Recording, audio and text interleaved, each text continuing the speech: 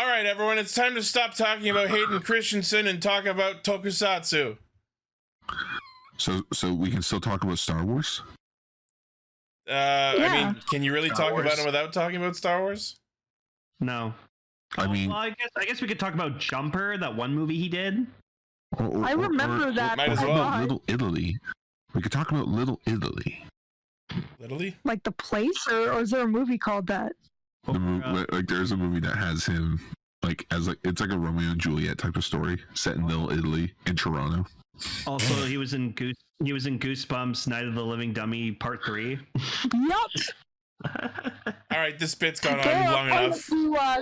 Ryan Gosling, I think, was in a Goosebumps episode. Cue the roll call.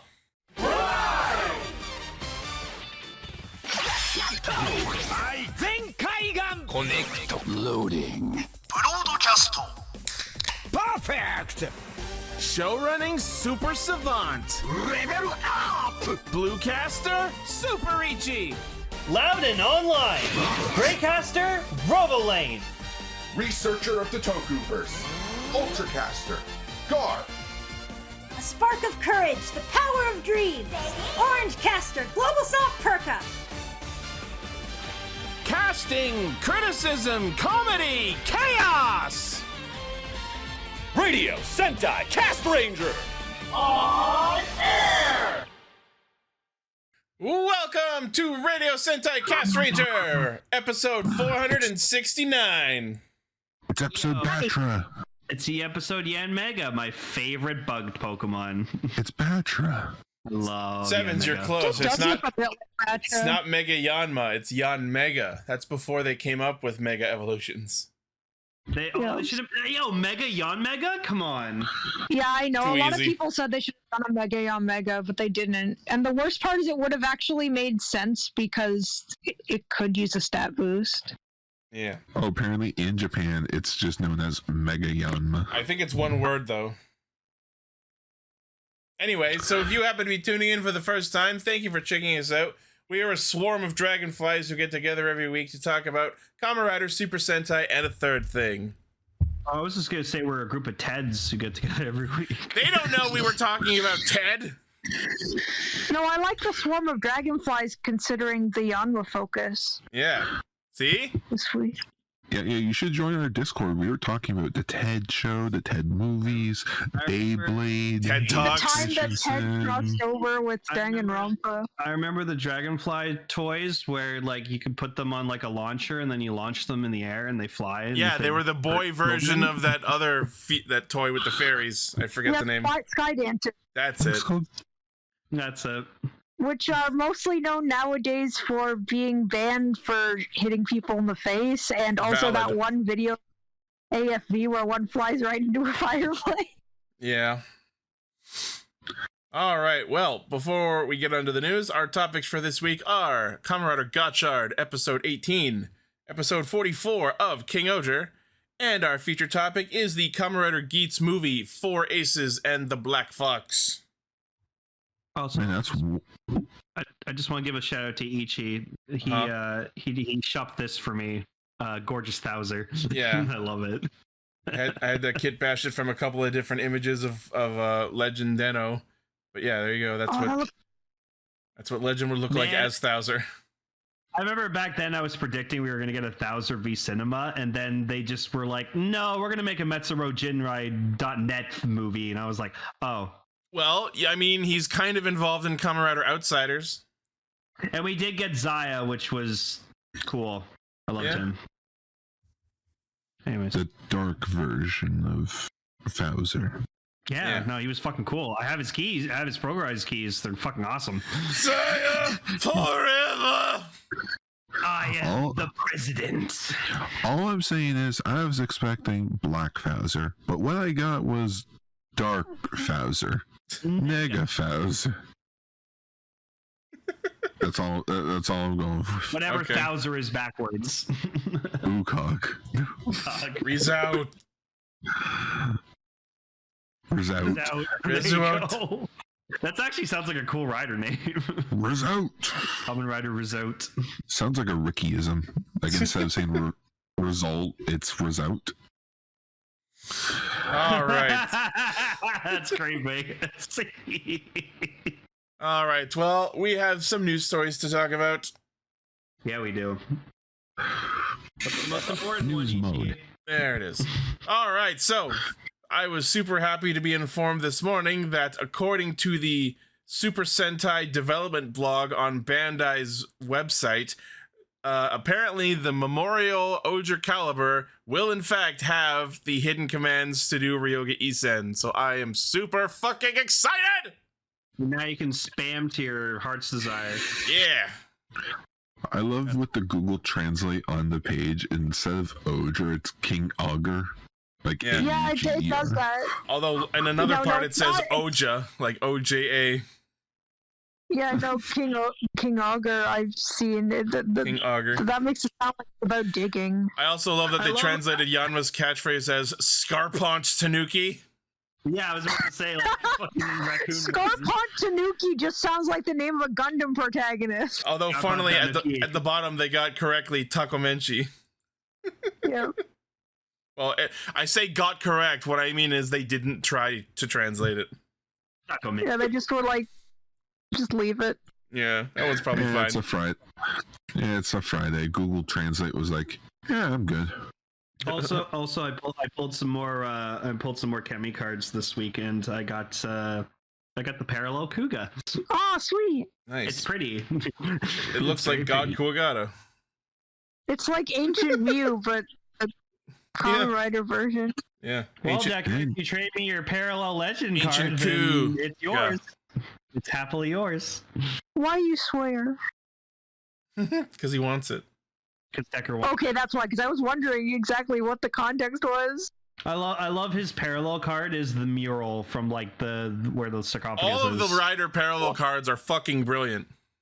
Revi and Vice being the best ones in my opinion. My favorite is Exades. I was about to say, Xaid one is probably the best one. Drives is lame, unfortunately. He is. I'm not gonna lie. I thought you were gonna say my favorite is eggs. Yes, by eggs. Exactly because of that. Eggs.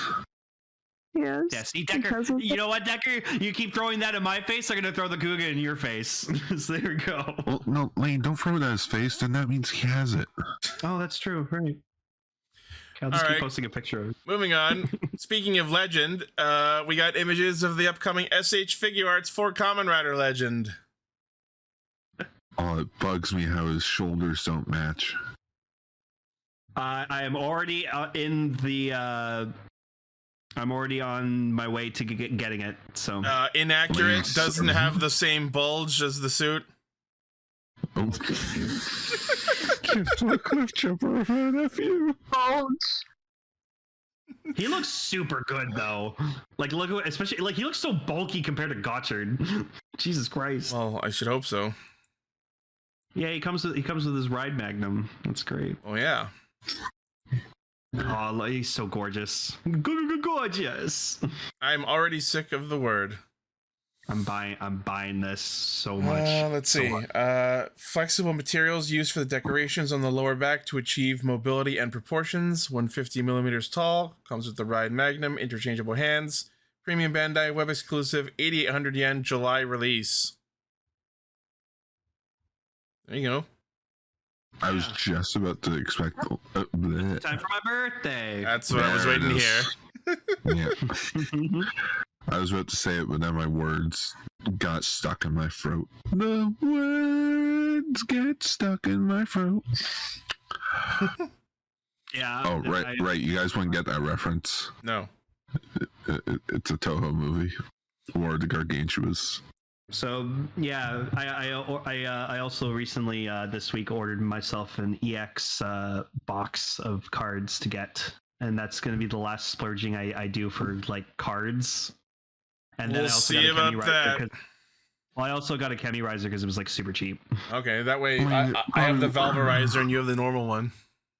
Yeah, well, because I want to eventually get the sun and then just spam the sun in the riser. The sun. I can't wait to go. I can't wait to go to Anime North this year and just have people with like belts and shit. I'm going to bring all my doubles of all my Chemi cards. Trade your Chemi cards. That's a good idea. Well, no, I'm just going to hand them out to people. Oh. Yeah. I still have no idea if I'm gonna have the courage to go this year, if I'm gonna freak out again. Aw. It's okay. I still have my box of extra Chemi cards as well, so if you want, you can come grab mine as well. Okay. Everyone, look underneath your desk. There's 5 Chemi cards for you. I don't care if you already have these ones. This is on you. And just bail out of the room. The Drive parallel card, it's cool. It's very pretty, but I think they should have actually made him like a legit car. I mean, if you get what I mean. Well, no, it's based on concept art for a car. No, yeah, but like I think for his Chemi form, they should have actually made him like the Trideron. So I think that would have been cool. Yeah, it's fun. I see what you're saying, yeah.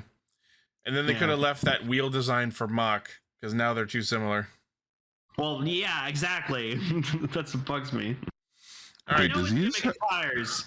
This has a hand? Okay. All right. Well, anyways, it's been kind of a short news week normally, so Gar has taken the liberty of filling the rest of our news week for this episode with some Ultra and Kaiju stories. So take it away. Yeah. Okay, cool. Thank you, Ichi. Alrighty, let's get on to this. I was going to make this the weekly news update, but I felt like not being Norm Macdonald this weekend. And again, I don't even think Norm Macdonald wants to be Norm Macdonald right now. I mean, yeah. So up first, Hideki Anno shares his love for the show Ultraman Taro. For those that don't know, Hideki Anno, Evangelion, the Shin trilogy, quadrilogy if you want to include the rebuild movies.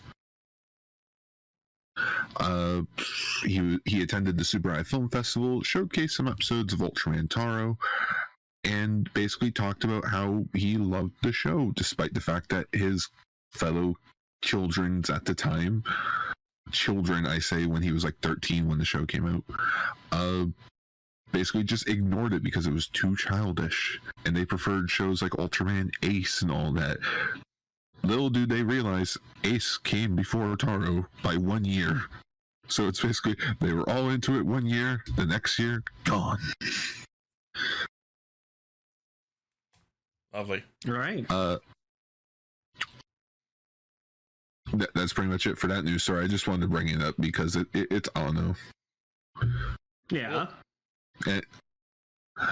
Alright, pop-up ad.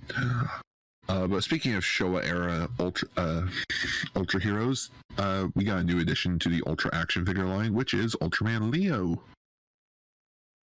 Ultraman Leo comes from the planet L77. He's was got a student nunchucks. of Ultra 7. Yeah, he is a martial artist. The Leo Nunchaku, as they're called. He's also super ugly. That's a you problem, Lane. Yeah, no. Him and his not ugly. No, him and his partner Astra, they're like two of the ugliest ultras I've ever seen. Lane, they're from a different planet. Of course they look different. Stop being so fucking xenophobic. They look stupid. Yeah, exactly. That's racist. The figure has 18 points of articulation. Don't be spacist. Don't be spacist, Lane. Don't be ultraist. Ultraist. Don't be an ultraist, Lane. 18 points of articulation, costing 2,530 yen, coming out January 20th, and this figure will get more action than I do that weekend. Okay, calm down there, buddy. Jesus. That was two of the jokes I came up with. I needed to use it. I'm glad someone bursted out of the... Alrighty, more toy news. We got some Blazar Stones, new generation star sets.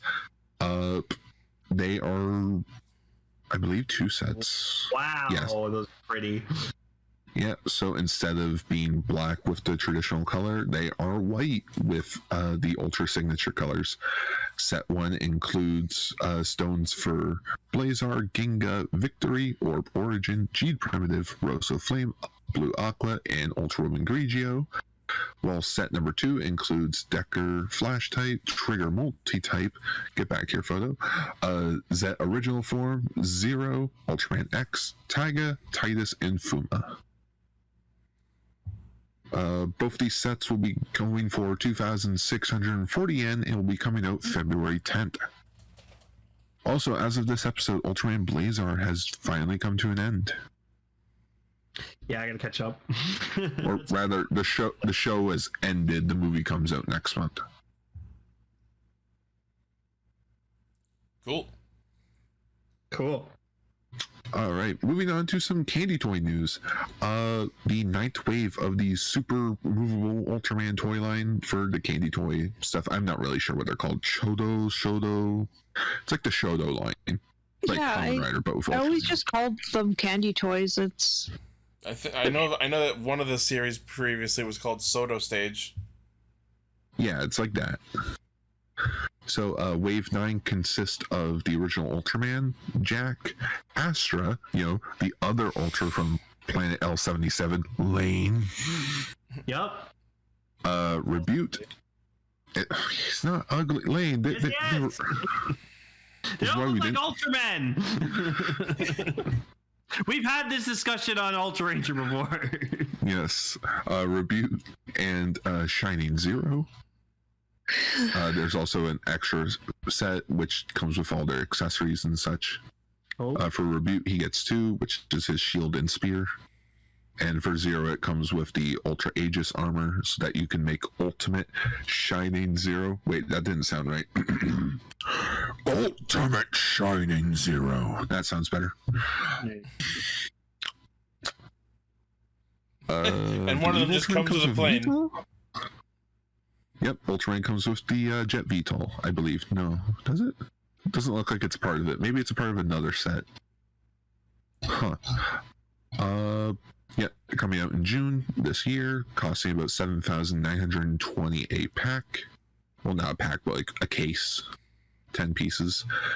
But that's not all. They are also coming in with the first ever wave of monsters for the Shodo line. Because, these Ultras, after 9 waves, I think the Ultras need someone to fight outside of Juggler's Juggler. That's fair. Gomra, my boy. Yep, so mostly based on the original Ultraman show, you have Gomra, Red King, who is not red, moving on, Alien Bolton, and Mephiles. Because Red King is like Red Death from How to Train Your Dragon and is not red.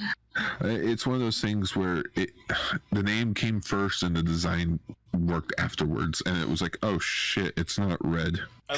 Keeping the title. I love this one shot of, I think is Baltan, just the one shot of him with just like his arms down by his sides. He just looks like, what the fuck am I doing here? You just turned into the Monarch there. Why do I have claws? Why can't... Why? Guys! Don't leave without me! When your friends start driving off and they don't realize you're in the car. Yeah, they're also coming out for June, coming out for 6,600 yen, which I believe, sorry if you hear my mess, they are cheaper than the Ultra set. So that's nice that they're cheap. If you get multiple Boltons, you can army build. Yeah, they're fully articulated. They look nice. They're really tiny, though. They're like 2 inches, 3 inches tall. Okay. So if you want like a Gomra for your desk, but you don't want like a hulking thing or something that has articulation, there you go. This other monster looks like a sentient husk of corn. Oh yeah, that's Red King. That's Red King. Red corn. Red corn. That's it. He's the king of red corn.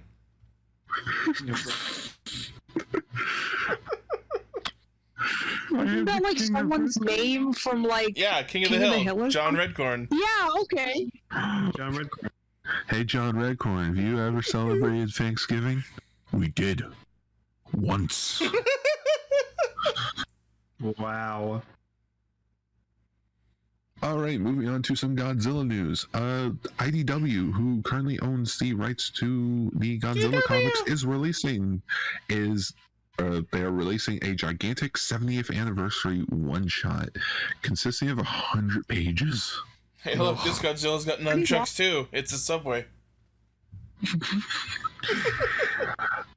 So yeah, it'll consist of 9 original stories by creators Jolie Jones. I'm not sure how to pronounce that first name. It's like Joe, but there are like 2 I's above it. So like Joel Jones. Joel Jones. Thank you. Jones. Yeah, Joel. Michael W. Okay. Michael W. Conrad, Matt Frank, of course. James Stroke. I don't know. Or Stoka? I would have pronounced it Stoko or Stokoe. I have no idea. I don't know these people. Adam Gorman and Dan DiDito and many more. The little blurb basically says, celebrating 70 years of Godzilla since 1954. Godzilla has been the king of the monsters, and what better way to celebrate than with a gigantic anthology of tales that get to the heart of Godzilla's lasting popularity. So also, it's gonna like not just stories about Godzilla, but about like people who like Godzilla. I think it's just one shots featuring Godzilla, but I would like there to be a one shot in there about the fans. I mean, they're doing that like Pokemon show that's not actually about Pokemon, but about someone playing the game. Yeah, that got fan subbed. 2 episodes of that got fan subbed. I'm still waiting for the rest of that. I really like this last cover. I was about to say, this last one looks like a wanted poster. It looks really nice, though. Godzilla, wanted, dead or alive. That sort of sounds like something that you would hear in that analog horror thing, Man in the Street. Yeah, I know, it does. It was like when Sanji had a wanted poster for a bit in One Piece where his was only alive. Fun fact, did you know that in the Gokaiger opening, when it showed their wanted signs, it kept going higher and higher, and once they killed the prince off, it updated for the last time that where in the group shot, instead of saying like 70 zenny or whatever, it was unlimited. Oh, yeah. With a sword in the middle of like the wanted poster, basically being like, I don't care how much I will pay you guys, kill these motherfuckers. Pretty much. They're still around. Gokaiger, Space One Piece. Thanks, One Piece. Thanks, One Piece. Alrighty, moving on to some American Godzilla news. Godzilla Kong, the New Empire's release date has been pushed upwards for once, not pushed down. So originally releasing on April 12th, it will now be releasing on March 29th. I genuinely don't remember the last time I heard about a movie's release date being pushed forward instead of pushed back. Avengers, I feel like it Infinity happened. War. Oh yeah, yep. It was by like a week. It got released like 2 weeks early or 1 week early. Wow. I think the Mario game 2 got released a few days earlier. Well, I don't know if a few days counts, because that's just like, oh, early access, you know? Yeah. So this movie will be taking the movie Mickey 7's place in release schedule, and this is basically, from what I understand, so that they don't compete with Sony's Ghostbusters Frozen Empire. I hate that title. That's okay. Mickey Mouse has had 16 other movies. They can wait.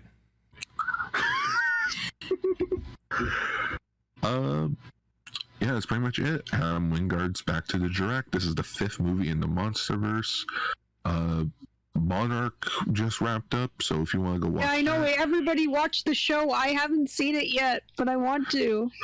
Skull Island's a thing. If you're curious, it's wait for a second season. If I watched it, and it's one of those movies where, or one of those shows where it ends on a cliffhanger. It's like, come on, guys, you could have just made it self-contained. I love cliffhanger.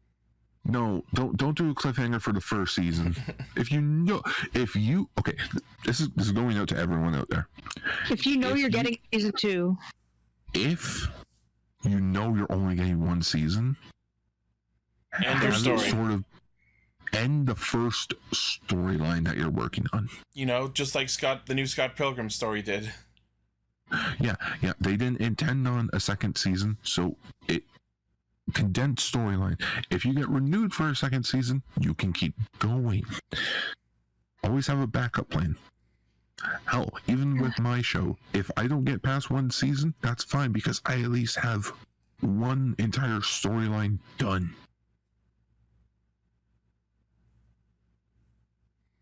All right. With the release of Godzilla Kong: The New Empire, yes, the X is silent. Thank you for clarifying. I was wondering. Yeah, Adam Wingard confirmed it when saying it, so it's like there, the X is silent. Moving on. We're also getting two new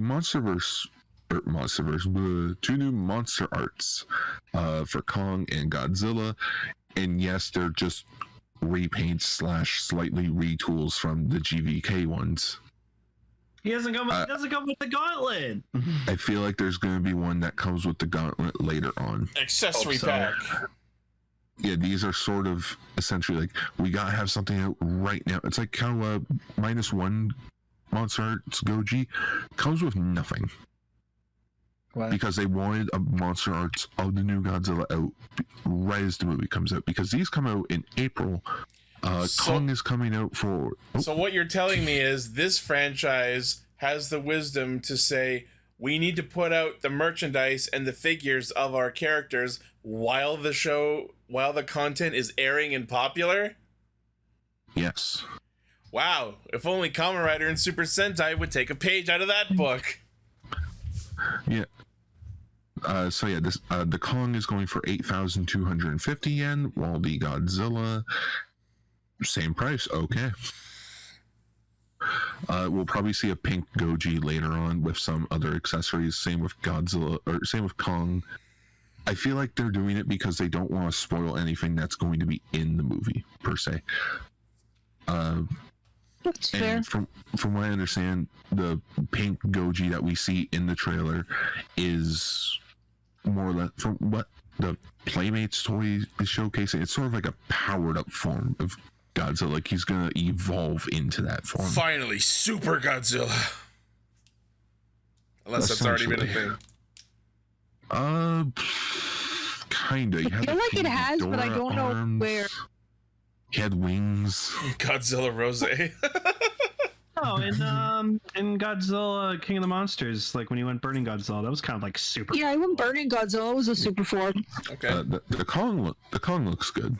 I like the Kong more. He looks more agile. Where Godzilla, I feel like it's just Godzilla again. He needs the gauntlet, man.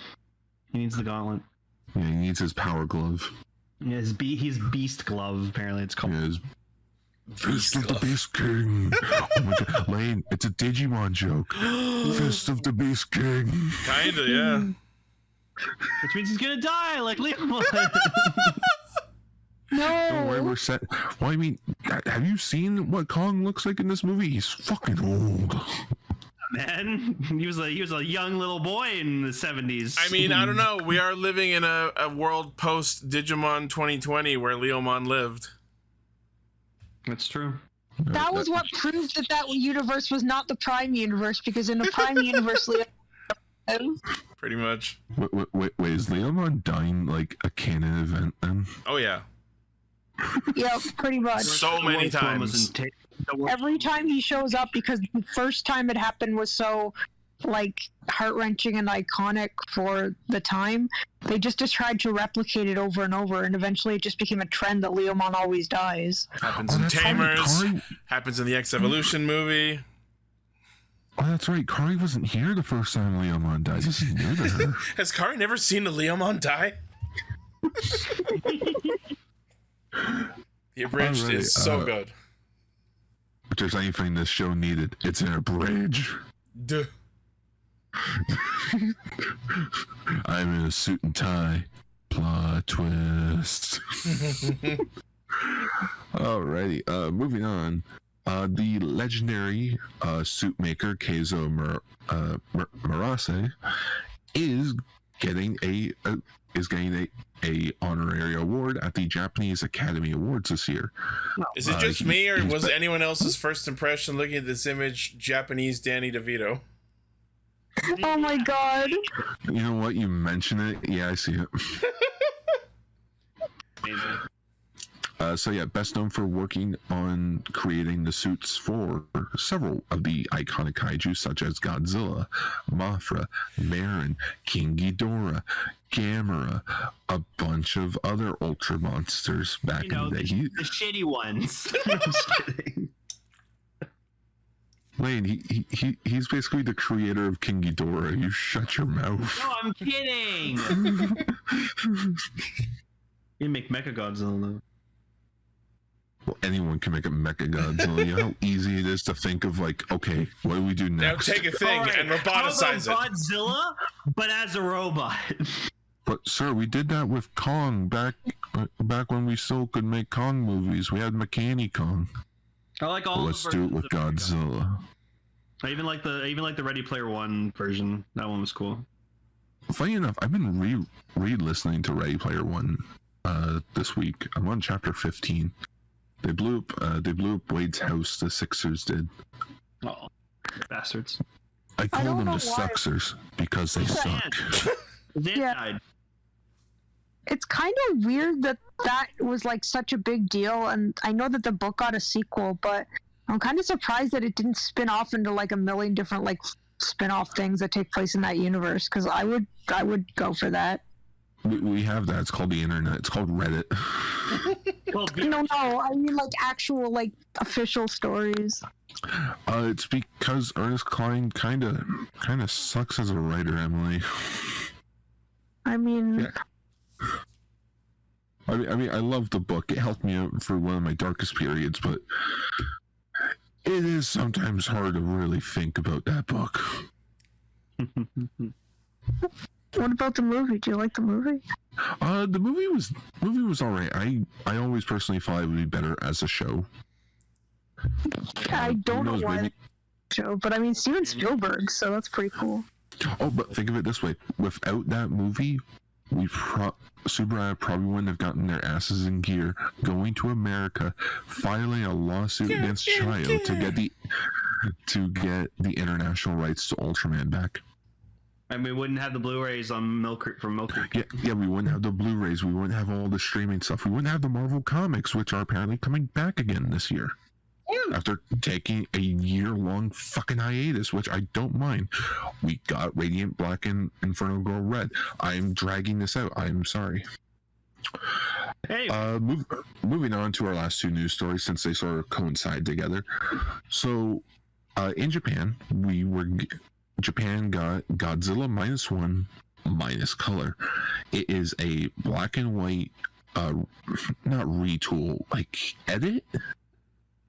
Yeah, I'd say edit. So, it's like it's a re-edit. Apparently, according to what a lot of people have said, is that like it's not just they put it in black and white, like it's actually like desaturated and stuff like that, made it like grainy to kind of make it look like of the time, which that's actually kind of fucking cool if it is. So neat. Apparently 1 week only. For now. 1 week only, because you know what else was supposed to be for 1 week? The initial run for Godzilla -1, which will finally be ending its 1 week limited screening on February 1st. Yeah, so it was only supposed to be in theaters in like the North America for a week. It stayed in theaters for 2 months. Just wait until it comes out on like digital download, and then you can just throw it into an editing software and apply the minus color filters yourself. Well, actually, I think who saved Lane? Was it you that saved the black and white image? Oh yeah. Let me find that. The movie's grossed over $100 million. It's now the highest grossing foreign film from Japan to be released internationally. Whoa. It's Crazy. nominated for a bunch of Oscars. There we go. So yeah, Lane just sent a picture in the Discord. You can see the actual minus color is actually different from just putting a black and white filter over the movie. Yeah. This movie was so good. Dave Filoni invited the director to Lucas Ranch. Skywalker Ranch. Yeah, Skywalker Ranch. That's it. To Star Wars Land. Essentially, where he took a bunch of photos. He's like, "Look, it's the baby from Mandalorian. Look, it's C-3PO, Darth Vader." This movie has now become, right? Like, I'm not just saying it because I also love the movie. This is now like the definitive Godzilla movie. Yeah, it's the best Godzilla movie ever made. Hands down. I really need to see it. Oh my god, it changes you so much. Like, it blew my mind when, okay, so me, Lane, Sel, and Paul, all four of us went to go see it opening weekend. Yep. And I was expecting at least Sel, because Sel was like the bigger movie guy of us, despite me and... the most critical of all of us. Yeah, he's the most critical of all of us. So I was expecting after the movie, he was going to say like one or two nitpicks. He had no complaints. Yeah, No notes. he loved it just as much as we did. Yeah, he had no notes. Yeah. So it blew my mind just as we were leaving the theater. All four of us love this movie. Oh god. And it's unfortunate that Seven cannot go see it because for some reason they haven't shown -1 other East Asian countries, I believe. Oh, weird. Ridiculous. Like it's weird, it's bizarre. So far there's no release on home media, but I believe we'll probably get one down the road. Amazon Prime, I heard, is the rumor going around. But yeah, that's essentially it for the Ultra news for this week. Sorry it felt like a lot, but I basically had to cover last week's and this week's. No, it's all good. I literally had 2 news stories this week anyway, so... Yeah. We ended up spending like an hour and a half on Free Cure. We can do that for Ultraman and Kaiju stuff. That's more tokusatsu than Free Cure is. Oh, and Right, also, I'll just as... Star Wars news next week. Alright, just to, actually some breaking news. Ultraman is currently trending on Twitter. It's not like Blazar ended this week. So yeah, Ultraman Blazar ended. I am leaving Twitter before I get spoiled for it. So I unfortunately didn't have time to watch the episodes or our feature topic for I'm in school, so I had to focus on classwork. Understood. However, I do have a substitute in, so Ichi, if you don't mind bringing in Jerry into the chat. Oh shit. Hi, should Jerry. be able to unmute there. Jerry. All right. Hello? Hello, Jerry. I'm not sick anymore! Hooray! Alrighty, so all of you have a good time with the episodes, and I'll see you all next week for It's not only will I legendary. be caught up. Yeah. So not only will I be caught up, but I'll also be at Ichi's place, so my quality of mic may sound better. And we'll be talking about high school heroes. Yeah. Alright, so see you all next week, guys. Ciao. Off for now. See ya. Bye. Well, Take for now. care. This Alrighty. legendary death will never die.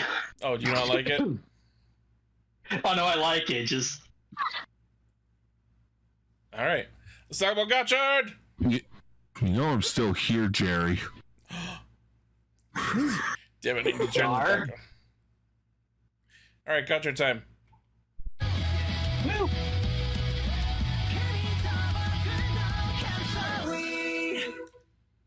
It sure is nice to see this high schooler actually at high school for once in how many episodes? Okay, but like so much serious shit went down. I know. wouldn't be in school right now. Oh, I know. Also, No one knows Minato Sensei anymore. The sisters and Gurion had taken over the school area, and they changed the password on the door. I mean, I have a crackpot theory about Minato and Garion. Minato has some shit going on. I don't want to immediately resort to, oh, he's just being mind controlled, because it doesn't feel like that. They clearly have some sort of history together. as we see in the flashback, Garyon used to be part of the academy. For some reason, I was thinking, I just thought they were either brothers or friends. It feels like they were like peers at the academy. And also, like, based on what they talk about Garyon wanting to do, are we really just going to have a simple "I want to rule the world" kind of villain? Is that the end game of what Garyon's doing? He wants to use Kemi to conquer the world. I was hoping for something more interesting in our main villain, but we'll see how the show goes. Or Mad Alchemist in this case. Yeah. So, I think I said a couple episodes ago that I really wanted to see, like, Gotchard Daybreak wield two of, like, the guns. And he did it. He fucking did He got it. He fucking dual-wielded them. And I was like, yeah! It's so cool. It wasn't super clear if it was, like, he has two or he just took Hotaro's. You know what I mean? But I'm so happy he did that because he looked so badass. It was pretty cool. I didn't know I needed it. I'm happy it happened. And then just completely out of nowhere, he just has the idea to use Jungle Gen and Raidenji to make a fucking wrestling ring made of electricity. Yeah, an electric wrestling ring. It was so cool. We got Ant Wrestler again for like a second. I hope you enjoyed those 5 seconds that you saw it. They didn't get rid of the suit yet. Although, the fact that we saw what I'm going to describe as Apareskebo's fire in the next episode preview tells me maybe we'll see a fire version of Ant Wrestler. Ooh. That sounds plausible, honestly.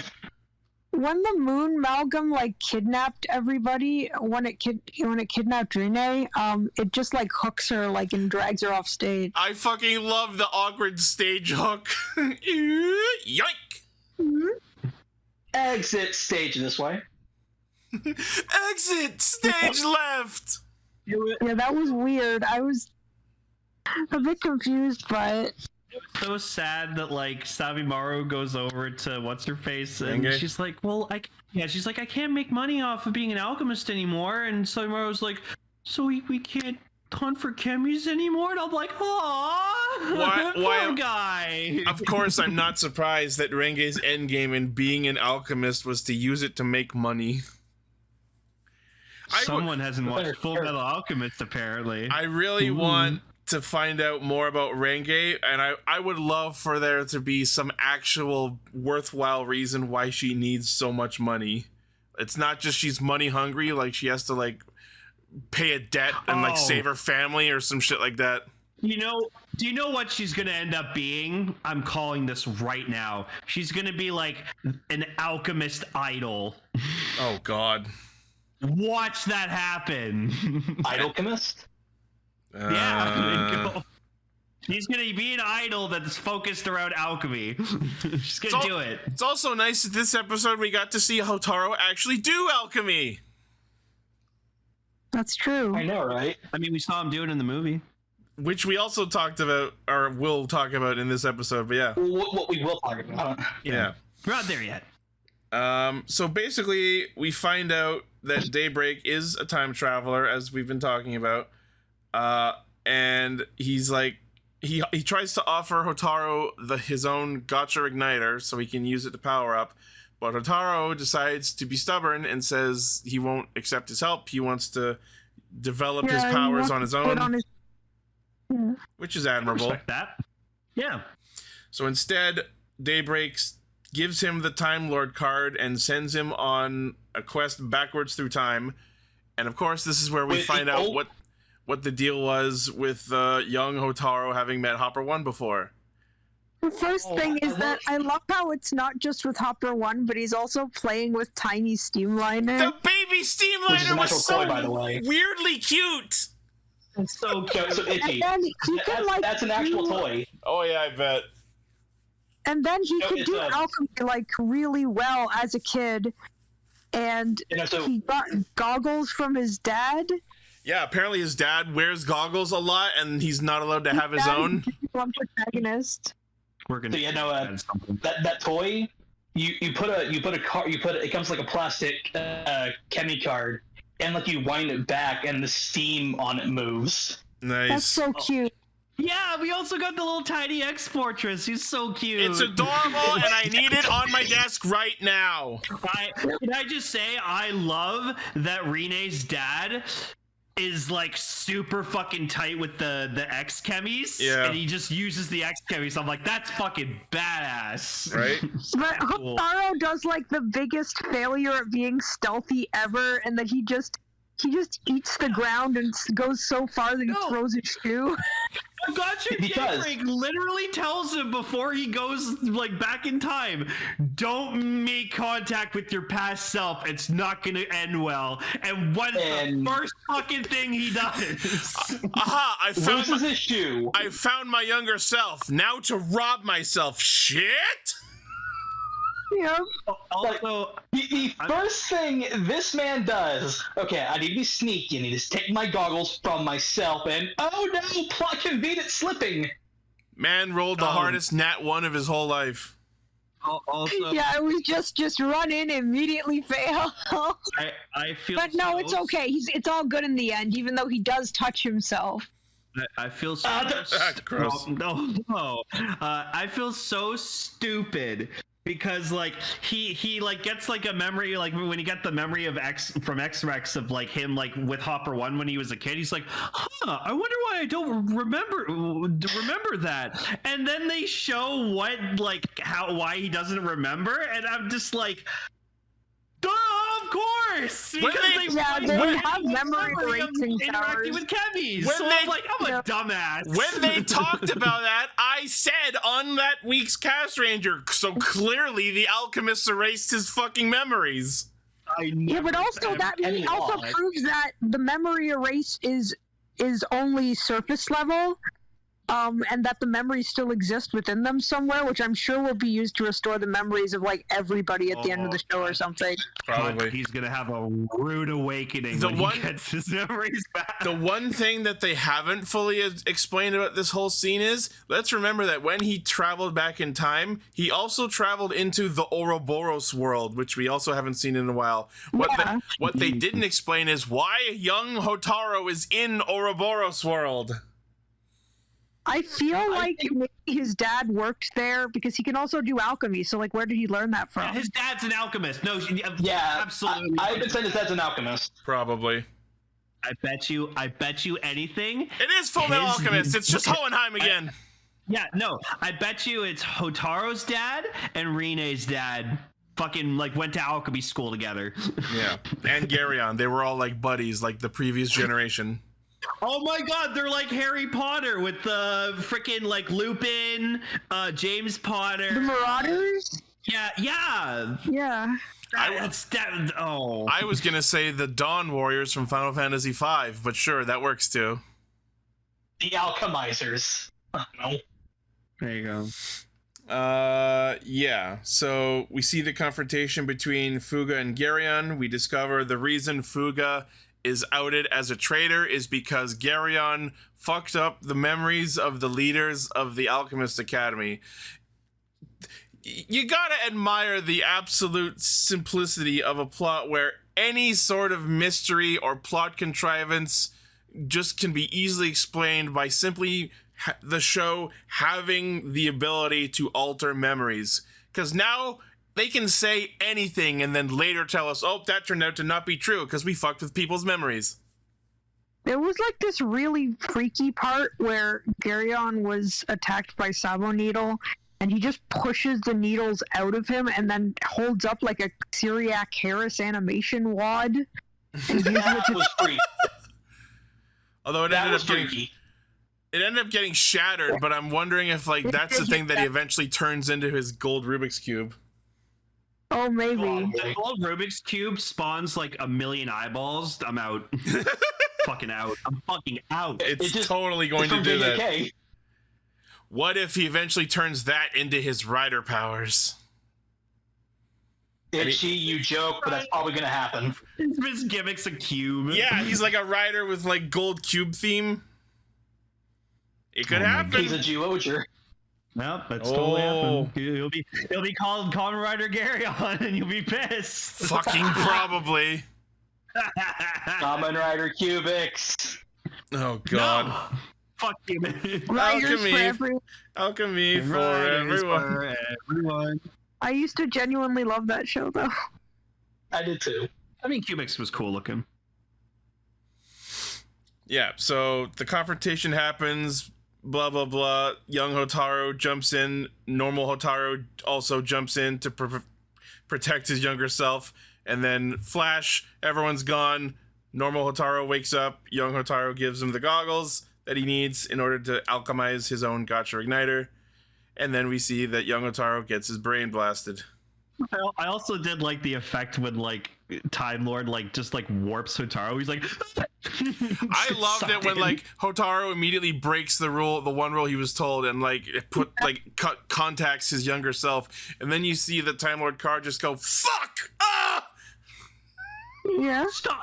I'm spleen. You had one job. I feel like he brought him back to the present because he was like getting damaged, so he's just like, no, fuck right, this shit. You I'm got done. the thing. We're fucking leaving. Yep. I like how the card is just straight up called Time Lord. Yeah. No subtlety or pun or portmanteau. It's just Time Lord. No, I have a Time Lord card. Just the doctor. Pretty much. So yeah, we basically find out that Gotchard Daybreak is Hotaru from the future. No surprise to anyone. He's from like a dark future where apparently Gurion will take over specifically half the world, not all of it. I have to say, out of the three most popular possibilities, I think that was the least popular because people were also saying that he could be Gotchard's son or Hotaru's father, but it turned out to be neither of those. It was just himself from the future. They future Trunks the man, the myth, the legend. They future Trunks him. Yeah. This is from an alternate. That's pretty much what he was. Where, yeah. Everyone you know and love dies, and I'm alone. Yeah. It just made me think of. I'm not gonna lie. It just made me think of Rex from the Lego Movie too. I haven't seen that. So Hotaru gets the goggles from his younger self that are apparently the base component of the Gotcha Igniter, and for once in his fucking life actually does alchemy and creates his own new power-up. And for once ever, the goggles do something. You made the goggles useful. The goggles do something. That's a quote from the Digimon Abridged. Yep, and then he's a goggle boy in spirit. Yeah. They immediately go to test it in the fighting quarry. Yeah. I love the lights on the igniter and the standby beat a lot. I think it's really cool. Oh yeah. So we get Fire Gotchard, which he dubs. I'm not okay. So most of the suit I'm okay with. I am not a huge fan of the giant fucking engines jutting out the back. I knew you would not be a fan of the fucking. Darn it! I kind of love the engine. That's my favorite part of the suit. Here's the thing. It is fucking cool. Here's the thing. The actual like emitter in the middle on his back where the flames come out of, that's fine. But the four like engines sticking out the back, I feel like could have been better placed. I feel like two on the shoulder and two on the thighs would have been perfect. The new is the best part. His rider kick was so fucking cool. I will say, I love how he chained himself to the ground to charge it up. As much of that was crazy. The rest of the suit is fine, and while I have mixed feelings on the suit itself, the Hisatsu, fucking awesome. He literally rider kicked him a kilometer off into the distance. Chains himself down, readies his own engine to this fastest point, breaks the chains, and just full on just destroys this moon. And it makes a giant explosion way in the distance too. I fucking loved that you actually see it from the other's perspective, where the explosion happens like a kilometer off in the distance. So fucking good. So cool. Oh, but and now it turns out the alchemists are going to meet in the restaurant now. Before all that happens, I will say one thing that the Moon Amalgam did that was really fucking awesome, but woefully underplayed, was the fact that it ripped open the sky and started dropping moons. A bunch of moons. I feel like we didn't focus on that enough. A Kirby boss would do. You know what I mean? Yeah. It felt like something a Kirby boss would do, like a final boss in a Kirby game. Yeah. Yeah. But I mean, the Moon Malcolm said 3 days remain. Yeah. Oh yeah, I guess that was the obvious reference. I'm sorry. did we? If we haven't already, we need to have a shop of the Moon Amalgam with the Majora Moon on it. Yeah. So the Moon Amalgam's permanently dead, and the card gets captured. And once Daybreak says his last spiel, he's just fucking gone. And yeah, We'll see him again. now that they're expelled from the school, the main characters are all making Ichinose's kitchen their home base. They're the Kitchen Ichinose Alliance. No shit. I knew that was gonna happen. Yeah. Now we just have to have Majade debut next episode and Kamen Rider Valvarad, and that'll be the new status quo. Yep. Pretty much. Hooray! Majade's finally going to be a thing in the show. I love the moon card. It's so cool. I like when he gets it back and he just looks at it and just goes moon. Moon. Moon!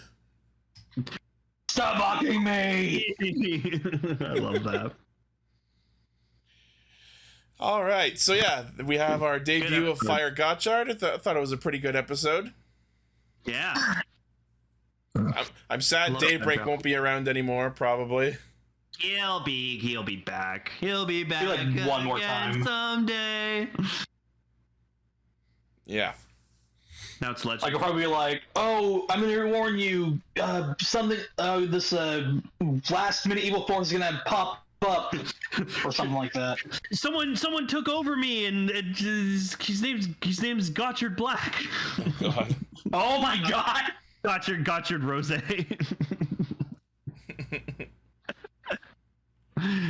Oh my god.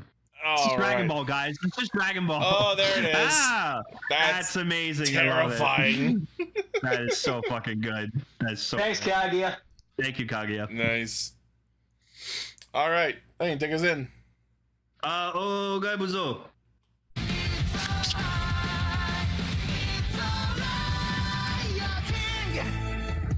I knew you would enjoy. Okay.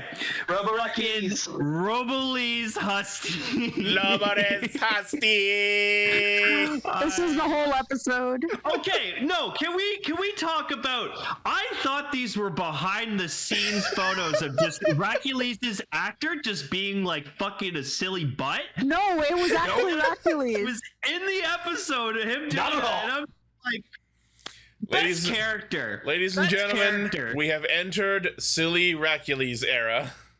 I love it, and I'm here for it so much. And it's just like it's just like when he does the eliminated, he does that face and it plays a sound effect that sounds like the "It's Gutsman." Da-da. Just freaking, I love it. He's doing that, and then Rita just goes, "Okay, you're done. Stop. All right." Yep. So, if Hercules is apparently being passed around the different countries for doing odd jobs, as the opening tells us, I'm super curious and hopeful that over the next episodes we get to see what weird, stupid bullcrap the other kings make him do. Oh, I'm afraid what Kaguragi's gonna do with them. Just the fact that we're like, oh, he tells a secret about the best way, or like a power that can hopefully beat Dagdead. And it's like, oh, you must, unite as one. It's like, okay, let's unite as one. So, and how do we figure that out? Even like their temporary little thing manages to throw a laser pointer out of the planet and hit Dagdead in the face. Here's the thing, though. I feel like we are all, after the huge fucking plot reveals over the last few episodes, we already were at a point of the power that Dagdead gave to Hercules is our trump card, our ace in the hole, the immortal slaying power that Yanma then copies to the other Ohger calibers. And then this episode decides to introduce another super amazing secret god-killing power that's been here the whole time. Totally. Although I will say that if this power did exist in the symbols of rule that the kings have, this also kind of answers another question that we weren't able to answer prior. I think you, Lane, were asking at some point why Heracles bothered to try and conquer the other kingdoms. I think it was to obtain these proofs so that he could use their powers. Yeah, okay, no, that would make sense. Quickly. So, like, Heracles, like, reveals, like, oh, okay, yeah, you guys also have, like, a sacred treasure from, like Shugadam has the crown. So, like, I know they weren't gonna do it because, like, we only have, like, 5 episodes left. But, I was really thinking, are we going to get, like, super forms for the other King-Ohgers like we do Kuwagata-Ohger? And I'm just like, that'd be so sick if they all go. I want that still. I'm holding out for it. I would love if they did, but it is also very late in the show for us to pull that out. Yeah, exactly. Like, it's one of those, like, it would be badass as fuck if they did it, but they're not going to do it. They could do what they did, like, in Sweet Precure and have it show up in, like, the last 2 episodes. Maybe it's not completely off the table. Pull like a Tokyuger rainbow or something like that. Maybe it's like once they've activated all of them. Yeah, but for now, the best we got is the Ryoga-san. Which we can do when he gets his memorial. But we already kind of. I will say, as much as I just complained about it, we do kind of have precedent for this because they mentioned that one of these super secret amazing powers is Rita's freezing technique, which we've seen before. It seems that they're all elemental because Yanma has lightning powers, and I love it. Yeah, they don't really talk about it a lot, but I've sort of attributed different elements to the King-Ohger power sets. Yanma's is lightning, Rita's is ice, Kaguragi's is fire, because whenever you see Hachi-Ohger do his Hisatsu, the bees gather up on his sword and there's fire. Himeno, I guess, would be like nature because her kingdom is about flowers. That's what I would guess.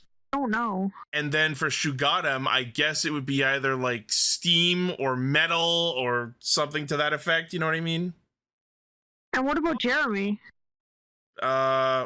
Maybe like spider, webbing or darkness or earth because they're underground. Don't forget Jeremy. Don't just sit here and be like, oh no, who's that guy over there? It's Jeremy.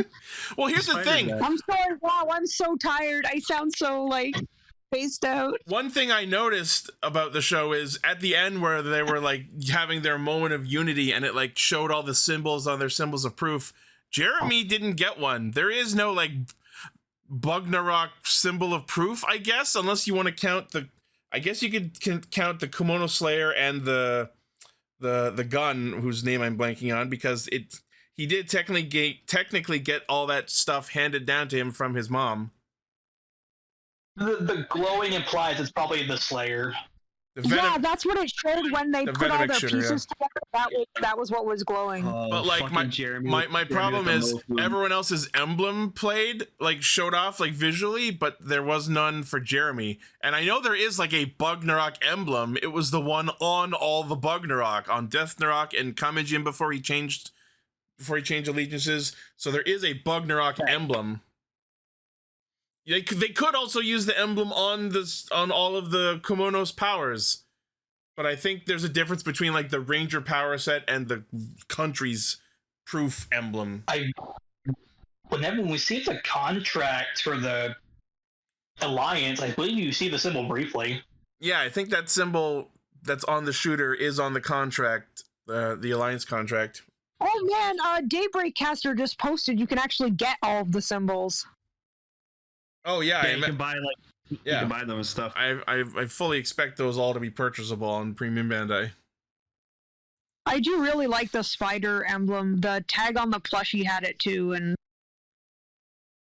yeah, I can't believe I bought a Jeremy plushie. I just miss him having the. Jeremy's great. I miss him using the gun and then going fake.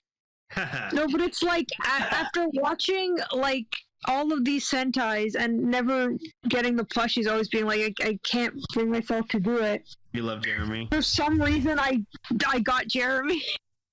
Yeah. But so yeah, they're talking about all these proofs, and Yanma decides to get up in Heracles' face because he still hasn't forgiven him for all of the times that Heracles was aggressive against him and Enkasopa, which is perfectly understandable. Yep. So Rackley's mentions these power sets and then proposes that they pick a leader, which sets off the rest of the episode. Cut to all 6 of them with little balloons and squeaky hammers. And they just start playing a Mario Party mini game to find out who the leader is.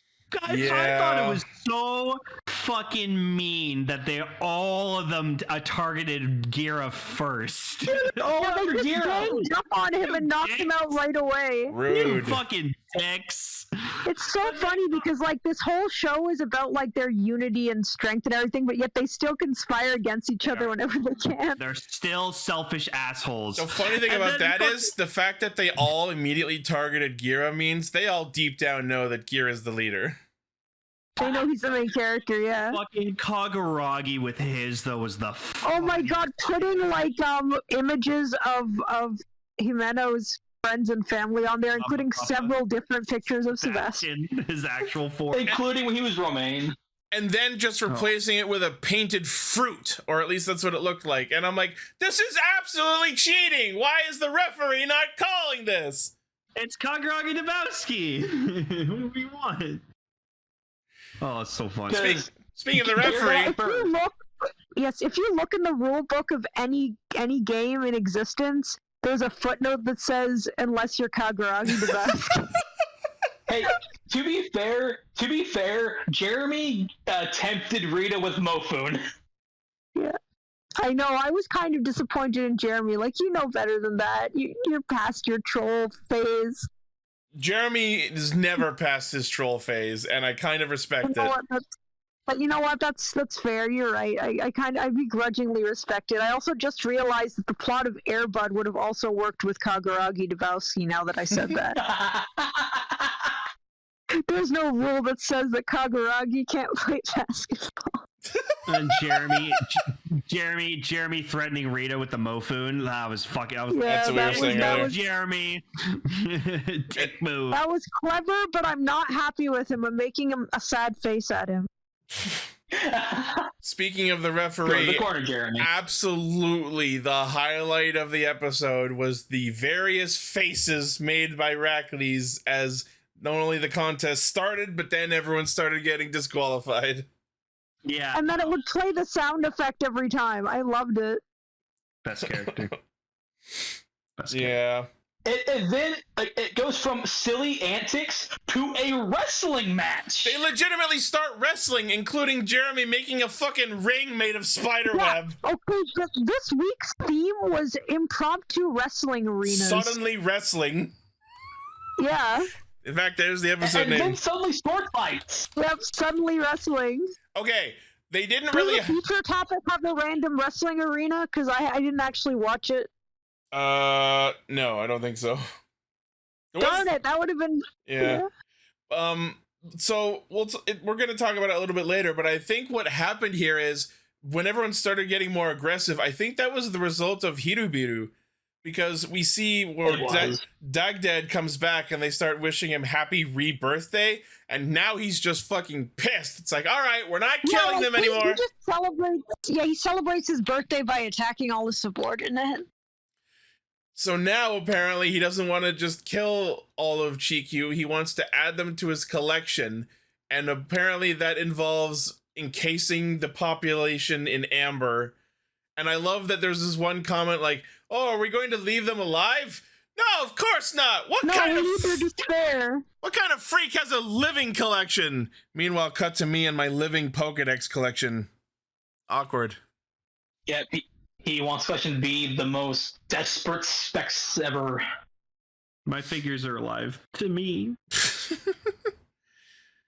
But yeah, so he powers up Hirubiru, or at least that's what it looks like, because he's just like got his hand on her, pulsing energy into her. So they didn't explicitly say so, but I believe that gave her the ability to just mass hypnotize people without whispering in their ear, because we cut to, at one point, all of Shugaram just fucking fighting with each other. And I think that's the same thing that happened to the Kings, because that's what causes them to just give up the contest and just start fucking fighting each other for real. Yeah, I was wondering through the whole episode whether or not Yanma was brainwashed, because it seemed to go like back I feel like that's up for interpretation because on one hand, when Gira punched him, it seemed to snap him out of it. But like Yanma didn't feel very out of character that whole deal because like he dipped out mid-contest while everyone was hammering each other. He's just straight up gone for at least 5 minutes while they're fighting and then comes back in. Yeah, I figured out how to use my power. And then starts bathing the world in lightning. Proceeds to strike all the Shoe Gods. Sorry, hold on. Let's not talk over each other. Sorry. Emily, go ahead. Go ahead, Emily. No, I just said, and then he like talks to Hercules about being drunk with power, so that suggests that maybe he wasn't brainwashed. I feel like it could go either way. I'm not fully convinced one way or the other that he was hypnotized or wasn't. What were you saying, Jerry? I was saying, yeah, you mentioned he came back, yeah, and proceeds to strike the Shoe Gods and the other kings with lightning. Yeah. And he straight up shoved them all off the very, very high platform, and somehow we watch Gira fall to the ground and not die because he's immortal, and I guess we just assume everyone else found a way to survive. Well, that shocked me that he actually pushed him, but now that you remind me that he's immortal, I guess maybe he thought of that. I don't know. The fact that he shoved them all off the platform leads me to believe that he was hypnotized, because but I don't think he'd do that otherwise. It's very. I agree with your interpretation. I would like to believe that he would not immediately walk out and murder the other kings. I don't think he would do that either. But based on the speech that he and Hercules have about being drunk with power afterwards, like you were saying, maybe Yanma just went through a very, very quick villain arc. Like the 10-minute villain arc? How long has it been since we last had a mech fight? His very short villain era. I think it was back when the Shoe Gods resisted Dogdead's control. Okay, how long ago was that? Actually, if you want to count the individual Zords, the episode Ryoga Isen debuted back in 39. They were around. Okay, no, I just mean like full-on mech fight. It was definitely in like the mid-30s. Been a while. Yeah. And not only that, but they pulled out base King-Ohger, not even Legend or Extreme or God. Oh, yeah, true. Yeah. It was nice to see that sequence again. And as we see this, I don't know if that's going to be true for all of them, but apparently another facet of this power of the king's proofs, of the king symbols, is that it made King-Ohger literally invincible. All of Hirubiru's attacks did not connect. Yeah. So yeah, with the power of invincibility paired with their god-slaying powers they got from Dogdead, we are absolutely gearing up to end their tyranny over the universe. Hell yeah. I don't know if anyone else noticed, but there's one shot while they're fighting Hirubiru down at like city level, and like I promise I wasn't looking for this, but I couldn't help noticing. There's one shot where Gira's on the floor and Hirubiru is like leaning over away from the camera, and what I am loath to describe as the asshole in her suit is sort of pried open to see. No. Oh no. No. There was that one alone. I promise I wasn't looking for that, but I couldn't help see it. I can't imagine why you would be looking for that, so don't worry. But it's just, there's one shot where she's just leaning away from the camera towards Gira on the floor, and you can clearly see a seam in the suit, and you just see like white underneath it. And I'm like, that's where the suit zipped up, I guess. Or maybe it's ripping. I don't know. She's dead now, so it doesn't Go matter. watch the episode and Yeah, you'll she's probably absolutely dead. Go rewatch the episode and you'll absolutely see what I'm talking about. But yeah, anyway, Hirubiru is finally for real dead, and I'm so glad because her powers were really fucking annoying. Oh, also, big win for the followers of God Ant this episode because they actually showed it during the King-Ohger combination sequence. Yay! God Ant. Yeah, there you go. Oh yeah, I see what you mean. Oh You no. see it? You see it? Yeah. Oh, I can't unsee that. That's the Welcome to my nightmare. thing. Welcome to my nightmare. I will refuse to watch it to find that part. And I don't know why this is a thing, but apparently Hirubiru dying freed everyone from the amber, even though that wasn't a thing Hirubiru did. Dogdead did that. Yeah, that's a good point. Damn it, Kaguya! There's the shot. That's there it. Is. Yep. That's it. Wait, so you actually found it? Dare I look? No, it's not bad. It's not graphic. It's just a seam in a suit, and there's like some white garment on underneath. Oh no! Yeah, there's suit is splitting. Right? All hail God Ant. That's right. Yes. So they focus the power of the lightning storm into the sword and finish off Hirubiru. And then we get this tense but meaningful conversation between Yanma and Rackley's about being drunk on power, and Yanma decides to change his ways, and he's the one who proposes reforming the Six Kingdom Alliance. No leader. No leader. They're all the leader. And apparently that was Rackley's plan all along. Oh, fuck. Because he's a genius. So yeah, it looks like next episode is going to be learning more of the symbol powers.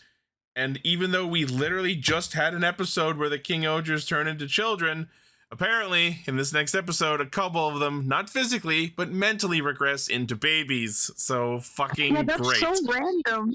Okay. Yep, Gira, Himeno, and Ichi's boy, Yanma. Yeah. We just had this episode where we saw how much of a, not only how much of a badass Yanma is, but how much of a fucking tyrant he can be in the right circumstance. And now we're going to completely undermine that by turning him into a fucking baby. Yeah, they've been nailing their humor, though. It's funny. Yeah, hopefully. Although I have to say, this isn't the first time that a show did a thing and then did a worse version of it literally 2 episodes later. Yeah, I just see like them doing shit like this as just an excuse to just give the actors like kind of more range to act in, like just to show like what they're capable of. I'm absolutely on board with us giving an excuse for silly Rackley's. Oh, I love it. It's so funny. It's just what the character needed after all this dramatic plot drop. Decker, show us a picture of Robo Lee's Husty. Nobody's Husty. Well, here's the thing: is that didn't Gira have a moment where he pretended to be a robot as well? At least in the fantasy of like. It was it was the same suit as Gira Mach 2. Dude, oh my god. So basically, it's just genetic that they're Robo Husty brothers. So what that tells us is that after that episode where Yanma dreamed up Gira Mark II, he went and actually made the robot suit and just had it in his closet until this episode. Oh. Like I already saw him with the robot suit on like the week prior, but I didn't know he said Robo Lee's Husty. And that fucking got me.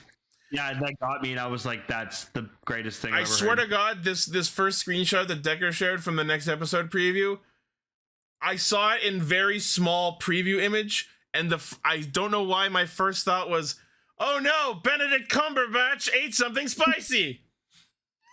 What? Why? What? I don't know why, but the small preview image, that's who he looks like. Guess? Kagaragi Debasterbatch, I don't know. Debatchski. No, those two are living stream there with Jeremy reading them a bedtime story. Jeremy's reading them a bedtime story. What the? I wouldn't mind that. Oh, I could. Wow, that sounded bad. Like that sounded weird. I'm sorry. Listen, no. No, but I mean legitimately, he's a really good storyteller. He's the freaking narrator. That's what I meant. I'm saying, like, yeah. I would listen to an audiobook by this. No, it's just making me think of the like weird to mention Lego Movie twice, but like the video with I could read the phone book and make it sound interesting. Emily, you weren't here when we were talking about it, but we found out that Jeremy's actor previously, he was apparently a famous Gojo cosplayer on TikTok. Oh my god! Like from the show, Jujutsu Kaisen, yeah. Yeah, from the show with that show. Yeah, and he apparently, so he was a famous Gojo cosplayer on TikTok. Which means you can go and follow him on TikTok, probably. Yeah, you can go follow him on TikTok. I don't have a TikTok. What? Everyone's got a TikTok. I guess I technically have an account, but I don't actually post on there. I just sort of like look at things. I don't make TikToks. I just look at them. I just post clips from my Twitch streams, and then Dave and Kevin send me videos all the fucking time. Oh yeah, Kevin sends me shit every day. Go Jeremy, yeah. All right, well, that was a very awesome episode of King-Ohger. Yep, I enjoyed it a lot. Yeah. All right, I guess you'll be dipping out before we change to the feature topic? Yep, because I am going to absolutely pass out. I can't even words, but thank you very much, guys. Okay, is that like, It's Gura. Who is that, a YouTuber? Gura. Oh yeah, Gura, yeah. Oh, Gura Hasti, I get it. Gura Hasti. Yep, that makes sense. Name pun, but no. Thank you guys for everything. Stay safe, take care, and don't know if I'll be on next week, but maybe I might see you next week. We'll see. Hopefully. Or hear. Listen, there's no sight involved. I'm sorry. I'm digging this hole way too deep. You're gonna reach the Bugnarok Kingdom. How am I gonna save myself? Keep digging. Keep digging. You'll reach Bugnarok. Popcorn snail. If you'll have me, then I'll go. All right, bye. I'll go to Bugnarok. All right, bye bye. Good night. I'm going underground. I'm going to Bugnarok. Say hi to Jeremy for me. All right. Time for feature topic. Ready, fight! I have mixed feelings as I switch to the Geats bumper once again. Okay. I know this is going ahead so much, but I think we can all agree that the best scene and shot in this entire fucking movie was fucking Sumori fucking drop kicking what's her face. That was pretty good, but I think that was the best. Mellow, yeah. I was not expecting that. That was Lupin Yellow. She drop kicked Lupin Yellow's actor. That was Lupin Yellow? That was Lupin Yellow. Yes, I looked it up. I knew she looked familiar, but I couldn't place it. I heard the voice, and I was like, why do I know that voice? And I looked it up. I was like, that's Lupin Yellow. Holy shit. Oh, my God. But, that's a pretty good... The best scene is when we got Yeats the Buffer. No, yeah. I was going to say, that was pretty good, but for me, the best thing in the whole fucking movie was Ace of Strength, I'm going to call him. Just fucking yeeting the magnum buckle, and then when he finally transforms, just fucking conking dudes on the head with the gun. No, I hope Decker... Yeet the magnum, yeet the shooter, yeet the buffer. I hope Decker has screenshots, but oh my god, just I forgot what context it was, but I think it was when he transforms into Geats, or he said like the Ace says something, and Buffa just it just cuts to a shot of him just kind of Henshin but staring at him. Yep. And you can just tell the expression. But then I love at one point he just goes Ace Shanai!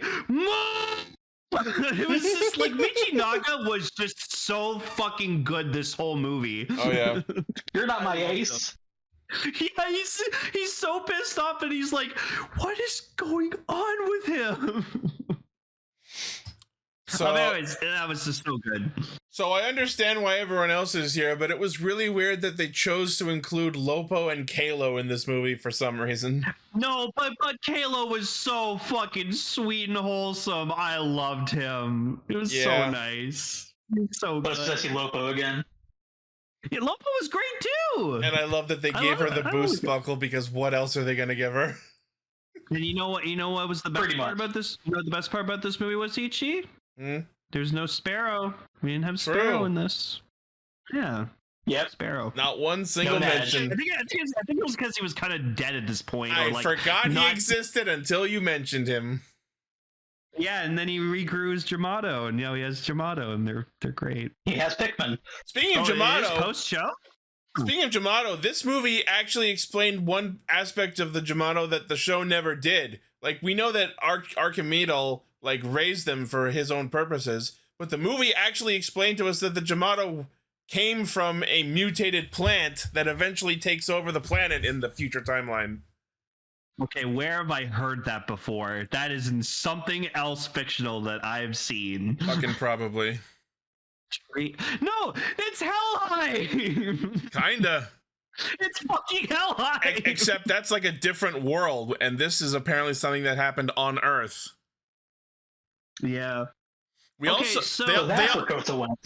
explained a little bit more about the state of existence in the future that Jean and Kyun and all these characters come from.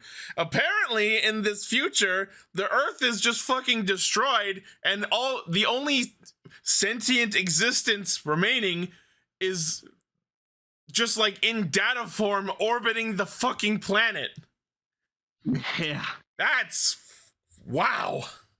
Okay. When you go too deep in the Kubrick. So I want to talk about Cross Geats for a second, our villain.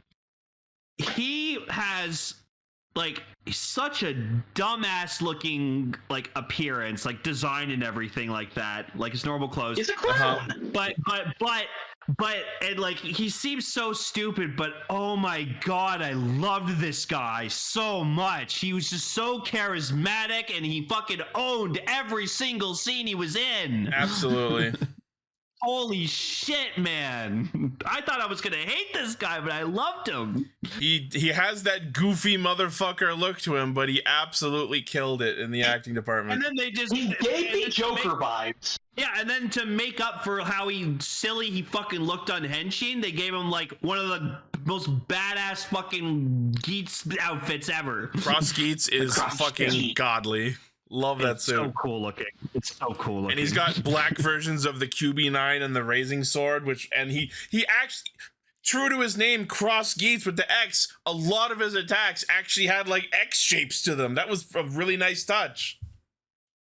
Yeah, so the whole plot of this movie is they're trying to originally do a treasure game or something like that, but then it gets interrupted, and then it's turns into a world destroying game. So it's oh, how fast can you destroy the world? Yeah, so apparently Mela and Mello are people from the future similar to Jean, but they go around to different timelines, civilizations, and mythologies, speed running total world destruction. Because I guess when you go see the movie, you have a pamphlet that explains his backstory, and yeah, apparently Mello's a freaking god slayer. Yep. Yeah, Decker's saying according to the book that comes with the DVD of the movie, he killed Loki. Damn. All right. Wow. I believe he also killed several different pantheons. He slayed the entire MCU. Jesus Christ. He was Ragnarok all along. Yeah.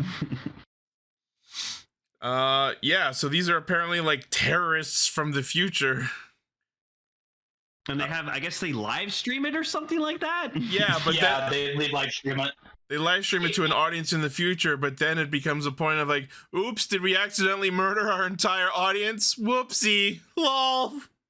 Oh well. You're all gonna die anyway. Yeah. So everyone's having trouble fighting the endless onslaught of Jamato, and then of course Ace comes in because he's God Ace at this point, and he just he's like, okay, I'm gonna solo this tree. Like, watch me, come at me. And so I guess in the middle, like the Mela just decides to like split the world into like 4 worlds, and so that splits Ace into 4. So we get Ace based off his power. That's the cowboy Ace. We get 1 based off his intelligence, 1 based off of his luck, and then the last one we find out later is based off like his heart, like the good inside. I had guessed pretty early on that like the 4th Ace was like his determination, his like never give up good attitude. Yeah. I thought that maybe it was maybe it was his ability to respawn himself. Something to that effect, but then they just pull the Captain Plan, and it's like, no, this is Ace of Heart. I'm like, all right. Yeah, no. Or you know what Mela pulled? Hmm? He pulled a Leo Akaba. Kind of. That makes a good point. No, you're right. Maybe he killed. This movie is just Yu-Gi-Oh! Arc 5. They split the dimension into fusion, synchro, and Xyz. Oh, okay. It's just Arc 5. That's why I enjoyed this movie. Or makes a good point. Maybe he killed Coda. I don't know. God. Maybe. Yeah, maybe. He killed the guy. It's interesting to note that this is one of very few villains in tokusatsu who technically succeeded. There was a good amount of this movie where, yeah, he straight up destroyed the world and murdered 99% of everyone in it. Yep. It gave me Devilman flashbacks. I've never seen Devilman. I don't know. Yeah, so we get like fun shenanigans with like everyone. So I like that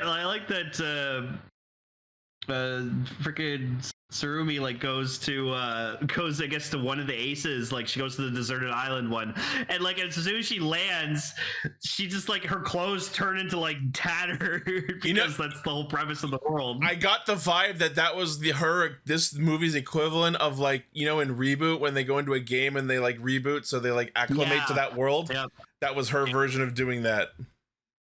Yeah, even Lopo, like she kind of had like a desert island outfit, and she looked really nice in it She too. showed up by sniping some Jamato with fucking arrows. That was awesome. Well, yeah. Also, I forgot how fucking tall she is. Yeah. Like you see her next to fucking Neon, and I'm just like, holy fuck, you're tall. Well, yeah, she's an athlete. I like tall women, so. As much as Ace of Strength absolutely stole the movie for me, Ace of Knowledge just absolutely face planting and vomiting was also very funny. Yeah, he has like motion sickness, and he just gives random knowledge, and like Theon's like, come on, you have to fight. He's like, but Sun Tzu says, and I'm like, no, for fuck's sake. Conversely, Ace of Luck was immediately annoying as fuck. Oh, it was so funny. Lucky. I was getting fucking Q Ranger flashbacks. No, lucky. See, I got the lucky part from Lucky from Q Ranger, and the happy part from freaking Asahi from Rube. So I was okay with that. Just hug the fish. Yeah, and then like he's dodging some Jamato at some point. He like falls into like a pool floaty, and I'm just like, wow. Yeah, just the Jamato had a pool floaty. And then like Kay was with like the determined ace, and he goes, so what's this ace's thing? He's good with an ocarina, I think. Except he's not. He's ass at it. He's ass at it. But then like so he like keeps trying to like fight and stuff like that, but he just gets his ass kicked because he's not powerful. He's also not the smartest, but but he's got the determination. He's got the willpower. Yeah, he's got the heart. He'd kill an Undertale. So I wasn't expecting them to be absolutely fucking literal when Mela said he was trying to acquire rare characters, but then we straight up watch him split the world and pilot his Jamato character to capture the 3 aces of strength, knowledge, and luck, and literally turn them into SSR characters in a gacha game. I did notice that. The Geats gotcha. They Granblued him. I was like, oh my god, it's an actual gacha. What the fuck is happening? Yeah, so because he has Ace's strength, intelligence, and luck, he is able to make the cross Geats buckle. Yeah. That's pretty cool. My other favorite part. It was cool. Sorry, go ahead. It was cool seeing him fight. It was cool. Also cool seeing him fight Bujin's sword. So. Yeah. Going back real quick to the Michinaga in the Western world. Not only was Ace attempting to fight amazing, but then afterwards, fucking Punk Jack shows up in full cowboy attire, starts literally shooting Jamato with his fucking handgun. Oh, it was fantastic. And horse. He shows up with a spare horse for Ace, and he's like, "All right, hop on, we're gonna go get the tree." And Ace fucking hops on it, ass backwards, falls off it immediately, and then goes, "All right, fuck it, I'm the horse now. Get on, Buffa!" And hooks Buffa onto himself, and just away. And at one point, like hucks him like a fucking missile. It's so funny. Yeah, just, like you ready, Buffa, and just yeet the Buffa and right misses. into the dirt. Just tosses him right into the fucking dust. Geats. I just run aside, just like, oh, you missed so much. So that whole sequence in Western world was just best part of the movie. Oh yeah, so good. So eventually, like they all like get together and they're like, okay, like Ace, Mela like, gets his cross Geats and then just puts the world back together. And everyone deals with the last remaining Ace being labeled as the trash dregs and being pathetic. Just the one shot where he like grabs the toy elephant from the sandbox. Bang! Bang! Bang! Bang! Bang! Bang! Bang! Yeah, and then Gotchard shows up. Yeah. In pillets form. Kalo gets to see Mad Pirates. Yeah, mad pillets. And just like in this week's episode of Gotchard, he actually does some fucking alchemy while he fights in this. I like it. He thinks Kalo's the bad guy, and then Kalo's like, no, they are. And he's like, oh, yeah, you seem like a really nice old dude. That's a real fucking dumbass move on Hotaro's part. Let's see, who's the villain? The doddering old man or the creepy plant monsters? Yeah, and then he turns to the steam hopper, and he, does debut shit, and I'm like, okay, that's cool. It's interesting Gotchard. that the Hisatsu he does is a punch instead of his usual kick. And then he gives Kalo a blank card. He's like, "You can go. This will be relevant later." Which, according to what we know from the show, is very illegal. You shouldn't be going around giving these. We already have a problem with the Hades sisters stealing them. It's okay. It's just a flashlight. It just emits the light out of the card. Now, if you happen to find a Kemi, put him in this card. Don't worry, Kenny Law was like, "Oh, we want to make sure no, none of these things get near any bad people." You're good, so I guess you can have one. Hooray, transitive property. So we get this very inspiring scene where we go over every time in the series that Geats has told someone, as long as you don't give up, you'll eventually win, which has kind of been Geats's moral message over the course of its show, which makes perfect sense. To quote Nick A30, never back down, never give up. Yeah. And then Cross Geats promptly responds by activating his Hisatsu and legitimately nuking the world into oblivion. Yeah, and the way the way they show that like the world's destroyed is they just like they filmed this scene like on a beach and put like a tint over it to be like, oh, the world's it's just gone. an empty red waste. Yeah, and Ace is just like, oh, what to do? And Snorri's like, you can do it, and he's like, yeah, I can do it. So yeah, we get to the debut of Geats Oneness. Yeah, with the power of that one card that Kalo got. And the oneness buckle that just comes out of nowhere, kind of. We get the debut of Geats Oneness. Of everyone else combining into the buckle. I will say, I love Geats Oneness. It is such a fucking beautiful suit. Look at that! It's so cool. I love the eyes. I think it's rainbow eyes are so. It's just nice. okay. I think the colors are a little bit all over the place, but on the whole, I love the shape of it, especially the like capes and shit on the back and front of it. The rainbow cape.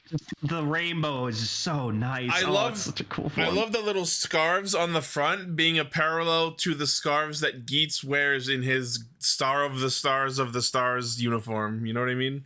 Oh yeah. Yeah. I mean, honestly, the suit itself is fine. It's the colors that do it for me. But I do love the capes.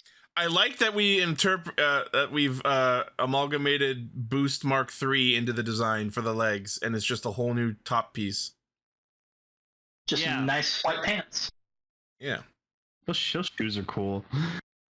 So he's like getting his ass kicked by Cross Geats is getting his ass kicked, and then like Mellow's just like, you're boring now. I'm gonna make you big.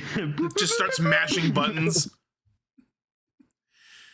And then one of the best parts is when he throws the couch. Yeah, basically makes him arc size. This was a really, really good fight. Like, we get the scene where he runs up the giant sword. We get the scene where he's running around the circular hallway getting shot at. It was really good fight. Yeah, I really enjoyed it. Yeah, and then all the other riders come back and they all put their energy into the oneness core. And they yeets the Geats. Yeah. And that's and Gene the whole time's like to the audience, like, hey guys, grab your exclusive Rainbow Geats cord that you got before you came into the movie. I was gonna say it's super tight. I was gonna say, didn't they give that core out at the movie so every kid in the audience has the core, and then Gene is just like, pray real hard into the oneness core and give him your power.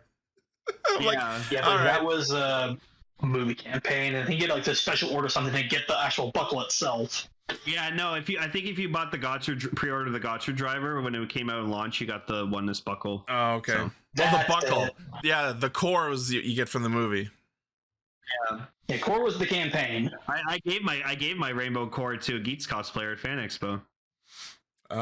Yeah. So the Hisatsu, as they're falling out of the tree/tower, very cinematically awesome. And then he just Kabuto counter kicks him back into the tree and blows it up. Yeah, that was badass. Yeah. Just Samori, like I said, fucking drop kicks blue and yellow, and I was just like, that's great. Yep. It's so fucking good.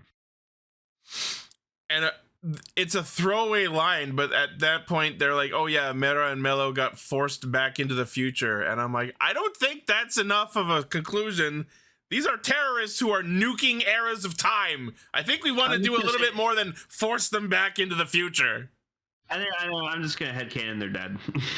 I think that might be. We'll never see them again. I think the opposite. I think that might potentially be setting up for them to come back later at some point.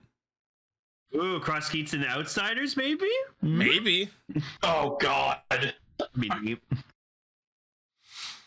So everyone bullies Ace for shit he did while he was split up, and he responds by telling them to forget it, and then fixes the world. Yeah, we also get like more of his like god powers, and we hear like the awesome like bell chime every time he fucking did something. I love that. And then in the credits, there's this one shot where Sumuri hands a belt to the camera and goes, "Audience, you are a Kamen Rider now." Oh my god. You're all Rainbow Geats. You're all Kamen Riders. I didn't care for the ending song.